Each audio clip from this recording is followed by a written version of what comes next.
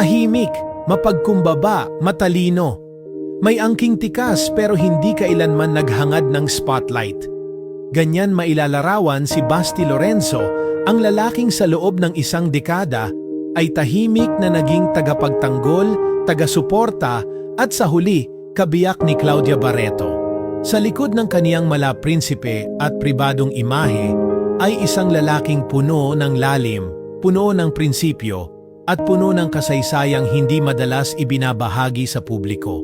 Hindi siya produkto ng showbiz, ni hindi rin siya isang influencer na ipinanganak para sa atensyon ng masa. Bagkus, siya ay galing sa isang kilalang angkan sa larangan ng negosyo, ang pamilya Lorenzo. Si Basti ay isa sa 12 anak ni Martin Ignacio Lorenzo at Lea de Leon Lorenzo, mga personalidad na kilala hindi sa mga entablado kundi sa mga boardroom, sa mga negosyong tumutulong sa ekonomiya ng bansa. Ang kanyang ama, si Martin, ay chairman ng First Lucky Holdings Corpman, isang makapangyarihang kumpanya na may hawak sa food retail, sugar farming at banking sa pamamagitan ng Bangko ng Kabuhayan. Isa itong imperyo na hindi sumisigaw ng yaman, pero ramdam ang impluensya saan mang larangan ito pumasok. Kabilang sa mga pag-aari ng kanilang pamilya ay ang Go-Nut Donuts, isang tatak na paborito ng marami, at mga prestihiyosong paaralan tulad ng Chinese International School Manila, Everest Academy, kung saan nagtapos si Claudia ng high school, at ang International School for Culinary Arts and Hotel Management.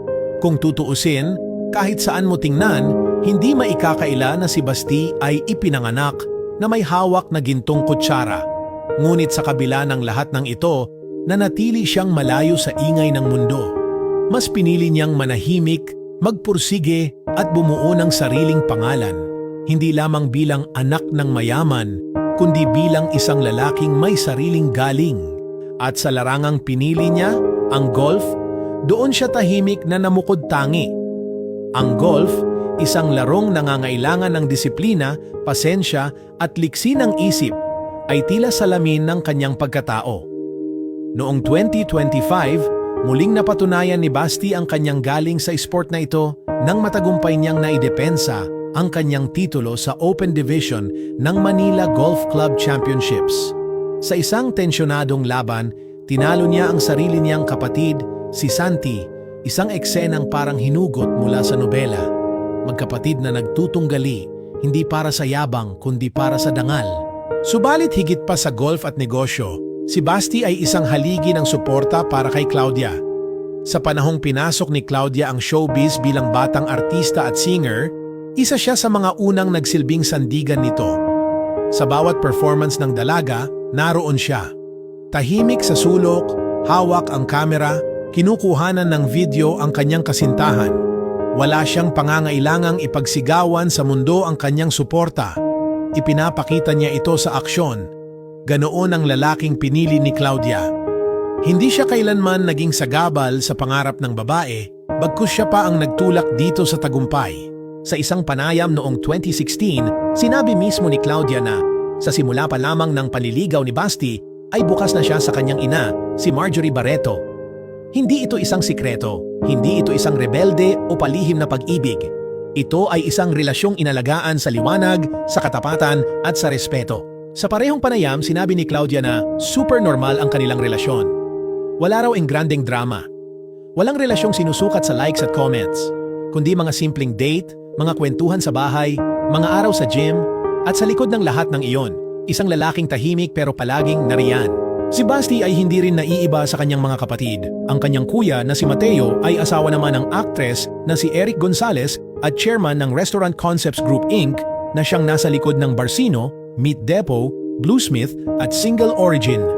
Isa pang pruweba na ang pamilyang Lorenzo ay hindi lamang mayaman kundi matalino sa pagpili ng mga direksyong tatahakin.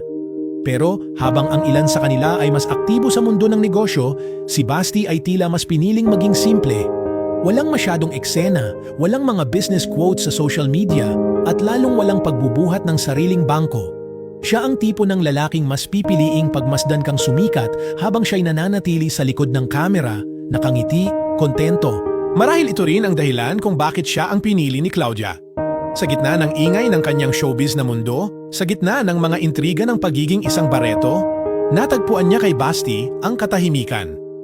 Isang uri ng pagmamahal na hindi niya kailangang ipaglaban dahil mula sa simula, ito'y ibinigay na ng kusa. Ngayong kasal na sila, hindi maiiwasang tanungin ng marami. Ano ang susunod para sa kanila? Marahil wala nang kailangang patunayan pa si Basti. Sa mundo ng negosyo, naroon na ang pangalan niya. Sa sports, napatunayan na niya ang kanyang galing. At ngayon, sa pag-ibig, sa pagiging asawa, naroon siya, handang buuin ang sariling pamilya, tahimik, may tiwala, at may tapang. Hindi siya artista, pero isa siyang bida sa sariling kwento. Hindi siya sumisigaw ng pagmamahal sa social media, pero naroroon ang katotohanan sa bawat tingin niya kay Claudia. Hindi siya ang tipo ng lalaking mapapansin mo agad sa isang silid, pero sa sandaling makilala mo siya, maiintindihan mong siya ang klase ng lalaking hindi basta-basta nawawala. Dahil si Basti Lorenzo, sa kanyang katahimikan at kababaang loob, ay isang tunay na prinsipe, hindi ng mga fairy tale, kundi ng realidad.